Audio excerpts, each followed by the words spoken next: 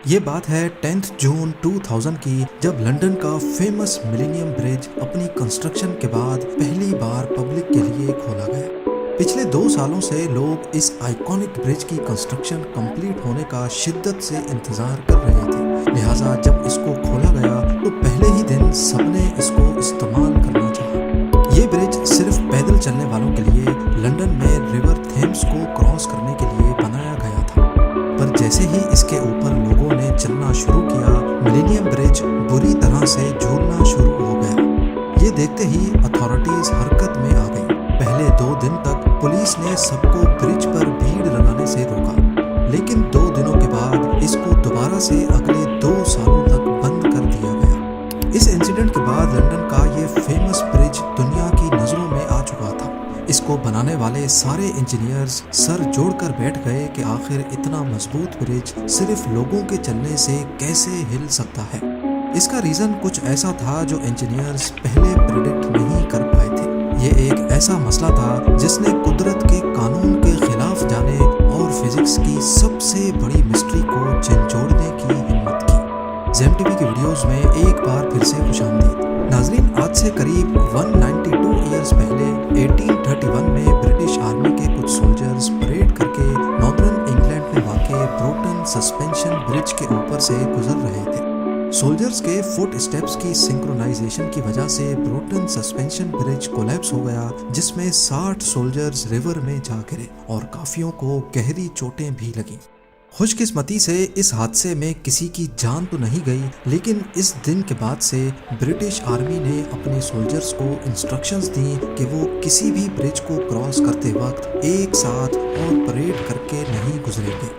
ये ना सिर्फ ब्रिटिश आर्मी बल्कि अगले कई सालों तक दुनिया भर में मिलिट्रीज की प्रैक्टिस रही, बल्कि कहीं कहीं तो आज तक इसको फॉलो किया जाता है। ये तो सोल्जर्स थे जिनके एक साथ पड़ने वाले कदमों ने ब्रोटन सस्पेंशन ब्रिज को गिरा दिया, लेकिन लंदन के मिलेनियम ब्रिज की फुटेज में देखा जाए तो एक अजीब चीज नोटिस करने को मिलती है। यहाँ पर चलने वाले लोग तो कोई सोल्जर्स नहीं है, पर इनके फुट स्टेप्स, इनके कदम आपस में इतने ज्यादा सिंक्रोनाइज्ड क्यों हैं? और 21वीं सदी में बनने वाला ये मॉडर्न फुट ब्रिज इनकी सिंक्रोनाइजेशन बर्दाश्त क्यों नहीं कर पाया?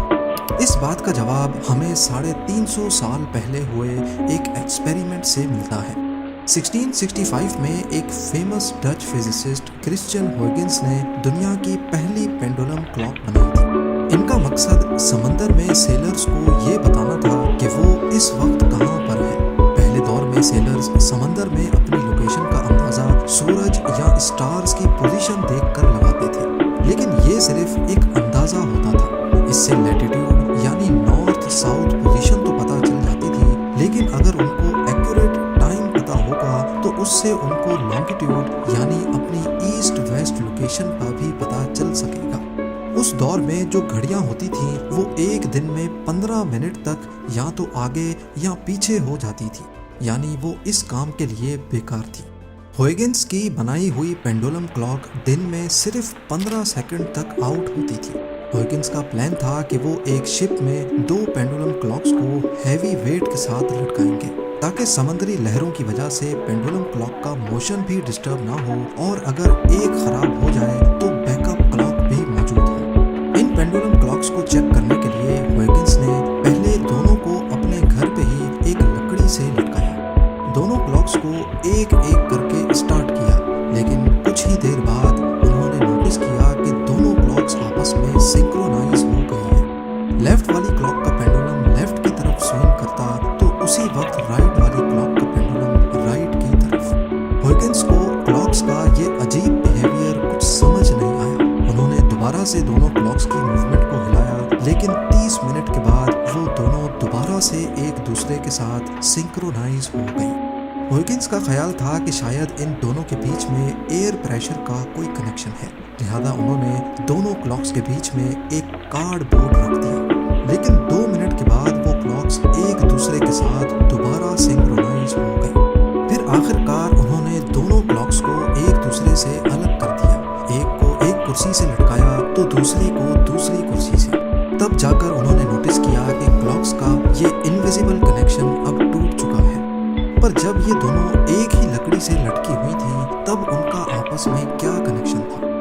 इस वीडियो में 32 मेट्रोनोम्स को एक टेबल पे रखकर अलग अलग टाइम पे स्टार्ट किया जा रहा है, यानी इनकी स्टार्टिंग सिंक्रोनाइज्ड नहीं है, लेकिन सिर्फ 2 ही मिनटों के बाद आप देख सकते हैं कि ये 32 की 32 मेट्रोनोम्स हैरत अंगेज तौर पे खुद ब खुद आपस में सिंक्रोनाइज हो गई हैं, जबकि बज़ाहिर इनका इस टेबल के अलावा आपस में कोई कनेक्शन नहीं है। सिंक्रोनाइजेशन का ये सीक्रेट कनेक्शन सिर्फ नॉन लिविंग थिंग्स पर ही अप्लाई नहीं होता।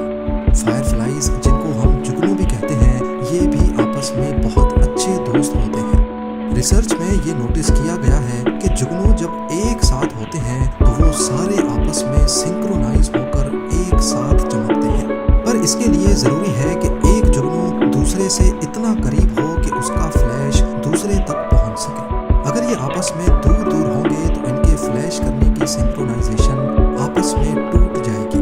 एक एरिया में जितने ज़्यादा जुगनू होंगे उतना ज़्यादा चांस होगा कि वो सारे आपस में सिंक्रोनाइज करके फ्लैश करेंगे।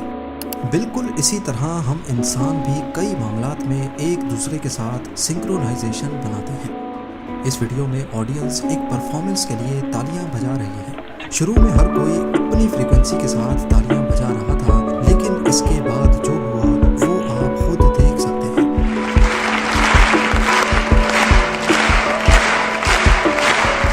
इन लोगों को किसी ने भी ऐसा करने के लिए बोला नहीं था, लेकिन फिर भी सबने अपनी तालियों की फ्रीक्वेंसी को एक दूसरे के साथ मैच कर डाला। सिंक्रोनाइजेशन का ये फिनोमेना किसी 1-2 चीज़ों तक महदूद नहीं है। हार्ट की एग्जाम्पल देखी जाए तो हमारा दिल हमारी बॉडी के साथ सिंक्रोनाइज होकर चलता है। एक नॉर्मल इंसान अगर तेज भागेगा तो उसका हार्ट रेट फौरन उसके साथ साथ बढ़ता जाएगा, क्योंकि हार्ट को ऑक्सीजन से भरपूर ब्लड ब्रेन तक पहुंचाना होता है। लेकिन अगर हार्ट में कोई मसला हो जाए तो उसकी सिंक्रोनाइजेशन बॉडी के साथ मैच नहीं करती। इसको इर्रेगुलर हार्ट बीट या फिर मेडिकल टर्म्स में एरिथमियास भी कहते हैं। इस कंडीशन में हार्ट रेट यानी उसकी धड़कन अपने आप ही बढ़ जाती है। अब हार्ट ज्यादा ब्लड तो पंप कर रहा है, लेकिन लंग्स ज्यादा ऑक्सीजन इनहेल नहीं कर रही, तो होगा क्या? ब्रेन को ज्यादा ब्लड और ऑक्सीजन कम मिलेगा और इस सिचुएशन में इंसान की मौत भी हो सकती है। इसी तरह अगर हार्ट रेट खुद ब खुद स्लो हो जाएगा तब भी इंसान की जान जा सकती है। यानी कम सिंक्रोनाइजेशन तो नुकसानदेह है ही, लेकिन ज्यादा सिंक्रोनाइजेशन भी मसले पैदा कर सकती है। अब इन तमाम एग्जाम्पल्स को जहन में रखते हुए हम एक बार फिर से मिलेनियम ब्रिज को देखते हैं। हुआ यूं कि जब यहाँ इतने सारे लोगों ने एक साथ चलना शुरू किया तो अपने आप काफ़ी लोगों के स्टेप्स एक दूसरे से सिंक्रोनाइज हो गए। मिलेनियम ब्रिज का डिज़ाइन कुछ ऐसा था कि इसकी केबल्स ने ब्रिज को साइड से सपोर्ट दी हुई थी, ना कि ऊपर से।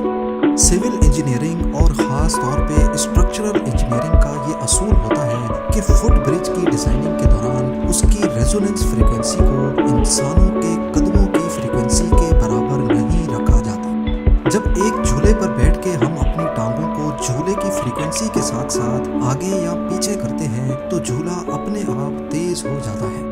इसी तरह जब मिलेनियम ब्रिज पे लोग एक साथ चलना शुरू हुए तो उनकी फ्रीक्वेंसी ब्रिज की फ्रीक्वेंसी से मैच कर गई और ब्रिज पहले थोड़ा सा झूलना शुरू हुआ।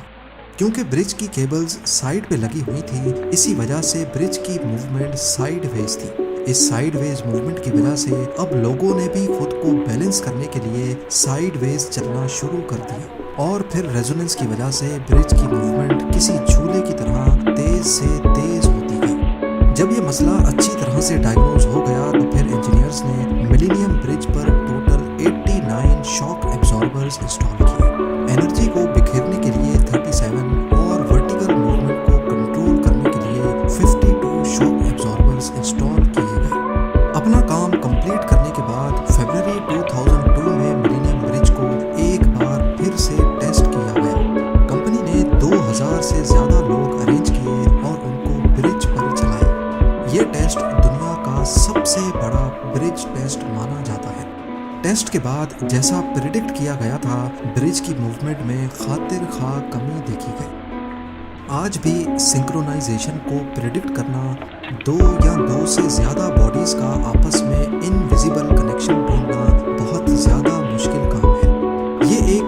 नेचुरल फिनोमेना है जो परिंदों में भी देखा जाता है जब वो एक साथ उड़ते हैं।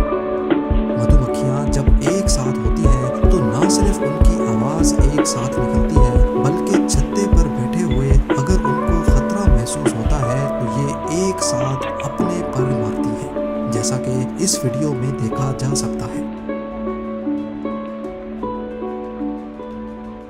उम्मीद है जेम टीवी की ये वीडियो भी आप लोग भरपूर लाइक और शेयर करेंगे। आप लोगों के प्यार भरे कमेंट्स का बेहद शुक्रिया। मिलते हैं अगली शानदार वीडियो में।